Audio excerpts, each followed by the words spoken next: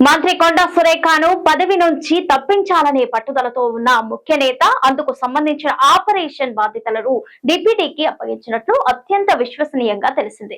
రాజకీయ రచ్చ లేకుండా సైలెంట్ గా రాజీనామా చేయించే టాస్క్ ను డిప్యూటీకి అప్పగించినట్లు సమాచారం.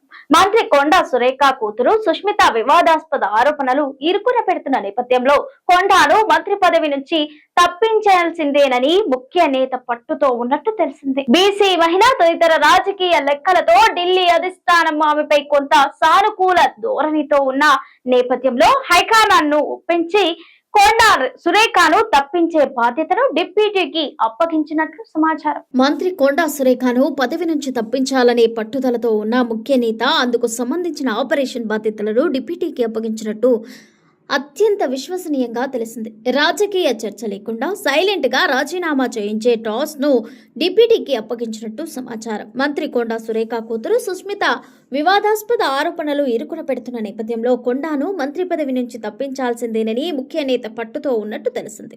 బీసీ మహిళా తదితర రాజకీయ లెక్కలతో ఢిల్లీ అధిష్టానం ఆమెపై కొంత సానుకూల ధోరణితో ఉన్న నేపథ్యంలో హైకమాండ్ ను ఒప్పించి కొండా సురేఖను తప్పించే బాధ్యతను డిప్యూటీకి అప్పగించినట్టు సమాచారం. కొండా సురేఖను స్వయంగా కలిసి ఆమెను అవమానించిన భావన కలగకుండా బహిరంగ ఘర్షణకు తావు లేకుండా పదవి రాజీనామా చేసేలా ఒప్పించాలని ముఖ్యనేత సూచించినట్టు అత్యంత విశ్వసనీయ వర్గాల ద్వారా తెలిసింది.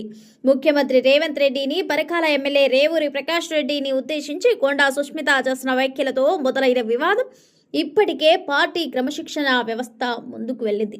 ఆగస్టు 19న టీపీసీసీ క్రమశిక్షణ కమిటీ సురేఖకు నోటీసు జారీ చేసి 3 రోజుల్లో వివరణ ఇవ్వాలని కోరింది.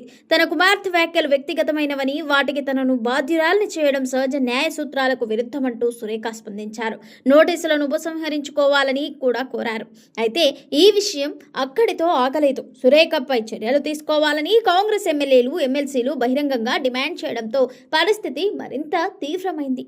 ఓవైపు సురేఖ తనపై వస్తున్న విమర్శలను సీనియర్ బీసీ మహిళా నేతపై దాడిగా అభివర్ణిస్తుండగా, మరోవైపు పార్టీ ఎమ్మెల్యేలు మాత్రం ఆమెను బర్తరఫ్ చేయాలని డిమాండ్ చేస్తున్నారు. అంటే వివాదం ఇక తల్లి కూతురు వ్యాఖ్యలకే పరిమితం కాకుండా జాతీయ కాంగ్రెస్ పార్టీ మొత్తానికి చుట్టుకుందని రాజకీయ పరిశీలకులు చెబుతున్నారు. ఇదే సమయంలో సీఎం శిబిరం నుంచి సురేఖను మంత్రివర్గం నుంచి తప్పించే దిశగా కసరత్తు జరిగిందన్న ప్రచారం కాంగ్రెస్ లో కలకలం రేపింది.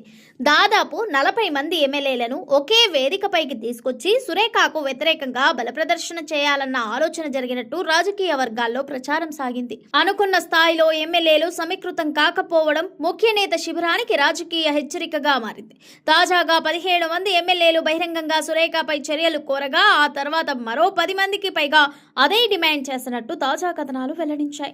ఇక్కడే ముఖ్య నేత వ్యూహంలో మార్పు వచ్చినట్టు కాంగ్రెస్ వర్గాల్లో చర్చ జరుగుతోంది. తనంతట తానుగా బర్తరఫ్ ప్రతిపాదన తెచ్చినా తన సీటుకే ప్రమాదమని గ్రహించిన ముఖ్య నేత పార్టీ క్రమశిక్షణ కమిటీని ముందు పెట్టి ఆ తర్వాత రాజకీయ పరిష్కారం కనుక్కోవడం సురక్షితమైన మార్గంగా భావిస్తున్నట్టు కాంగ్రెస్ వర్గాలు చెబుతున్నాయి.